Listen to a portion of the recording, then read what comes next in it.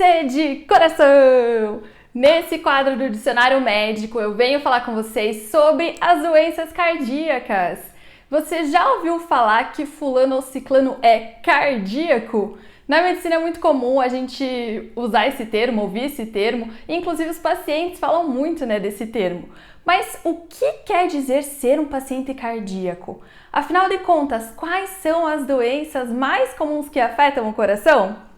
Meu nome é Vanessa Cristine, eu sou médica clínica geral docente de curso de medicina e este é o canal Hipocondria. Por aqui nós falamos de medicina pautada pela ciência com respeito à diversidade e defesa do SUS. Se você ainda não é inscrito, não é inscrita aqui no canal, pausa o vídeo aí rapidinho, entra lá no YouTube, se inscreve no canal, clica também naquele sininho que é para você receber as notificações de vídeos novos, ficar por dentro sempre que aparecer vídeo novo por aqui. E isso ajuda muito o canal, ajuda muito a esse conteúdo para chegar a outras pessoas.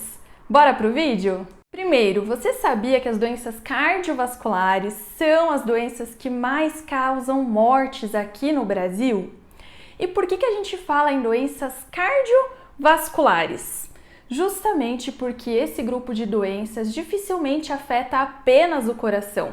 Costuma afetar também os vasos sanguíneos, de modo especial as artérias, que são aqueles vasos que carregam o sangue rico em oxigênio. Para entender melhor quais são essas doenças cardiovasculares, a gente vai precisar aprender um pouquinho de anatomia. Então, Vanessa, quais são, afinal, as artérias mais importantes do nosso corpo? A gente costuma dividir em grandes vasos, médios vasos e pequenos vasos.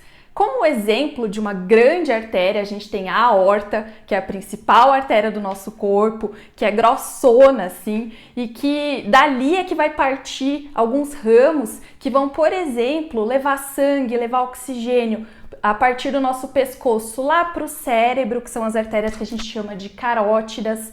A gente tem algumas artérias que vão aqui para o ramo dos braços, as artérias braquiais. A gente tem artérias que vão lá para a parte do nosso intestino, que são as artérias mesentéricas. Temos as artérias que vão lá para a perna, a partir das ilíacas, que são as femorais, vão levar sangue para nossa perna. Enfim, essas são as principais artérias do nosso corpo. A gente tem ainda algumas artérias que são bem importantes e especiais porque elas vão levar sangue para o coração. Então, o coração, apesar de estar cheio de sangue, ele também precisa de sangue rico em oxigênio, e quem faz esse papel são as artérias chamadas de coronárias. E elas são bem aí importantes porque quando elas entopem é o que a gente chama de infarto. Além disso, a gente tem artérias que são bem pequenininhas, que é o que a gente chama de microcirculação, que vão dar, por exemplo, a irrigação, vão levar oxigênio lá para a retina, para que a gente tenha a nossa visão funcionando bem. São as artérias que vão levar oxigênio para os nossos rins, lá nos capilares glomerulares, e vão fazer com que o nosso rim funcione bem. E são as microartérias que vão irrigar os nossos nervos. Até os nossos nervos precisam de oxigênio e tem pequeníssimas artérias que vão fazer esse papel no nosso corpo. A partir disso, fica mais fácil você entender quais são as doenças cardiovasculares. Por exemplo, se a gente tiver falta de oxigênio por algum motivo ou entupimento de artérias que levam sangue para o cérebro, nós teremos o AVC, que é uma importantíssima doença cardiovascular, o acidente vascular encefálico, A gente chama de AVC, que é acidente vascular cerebral, ou AVE, acidente vascular encefálico, popularmente conhecido como derrame. Agora, como já comentei, se a gente tiver um entupimento de uma artéria que leva sangue e oxigênio lá para o coração, nós teremos uma complicação, uma doença cardiovascular chamada de infarto agudo do miocárdio. Miocárdio sendo o músculo do coração. Uma doença muito comum que afeta vasos sanguíneos, principalmente as artérias, e o coração, é a hipertensão arterial sistêmica.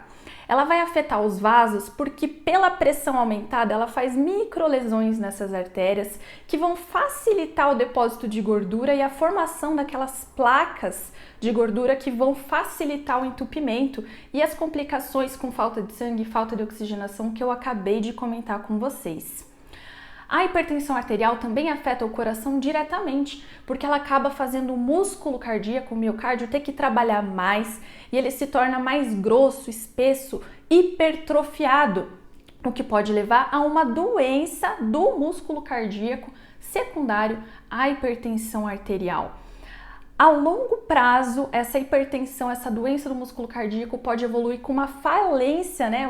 Uma insuficiência cardíaca, uma falha dessa bomba cardíaca, uma falha desse miocárdio, o que a gente chama de insuficiência cardíaca, que é aí um protótipo básico do que a gente chama de cardiopatia, né? Já que a gente tem aí o coração propriamente dito sofrendo as consequências aí de uma doença cardiovascular não tratada ao longo do tempo.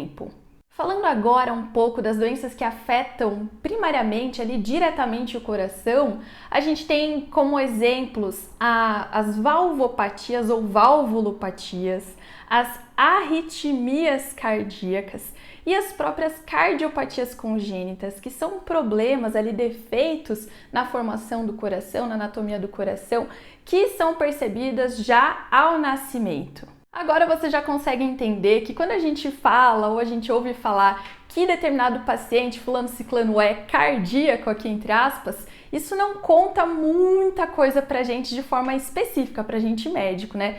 Porque são várias as doenças, várias as condições e em vários graus diferentes que vão afetar o coração e os vasos sanguíneos e que popularmente a gente acaba englobando nesse conjunto de doenças chamadas de cardiopatias ou doenças cardiovasculares. Agora, um ponto bem importante que eu quero falar com você.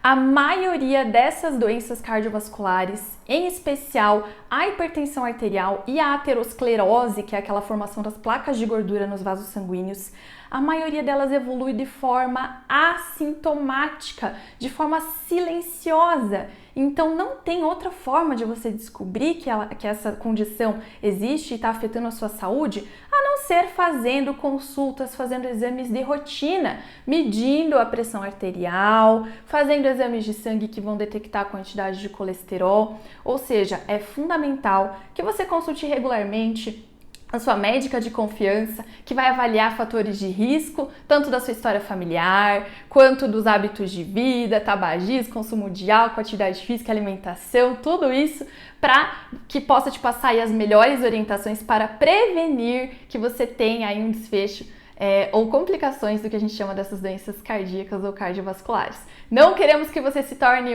entre aspas, aqui, paciente cardíaco no futuro. Então, faça o seu acompanhamento, seus exames de rotina. Um abraço e até a próxima!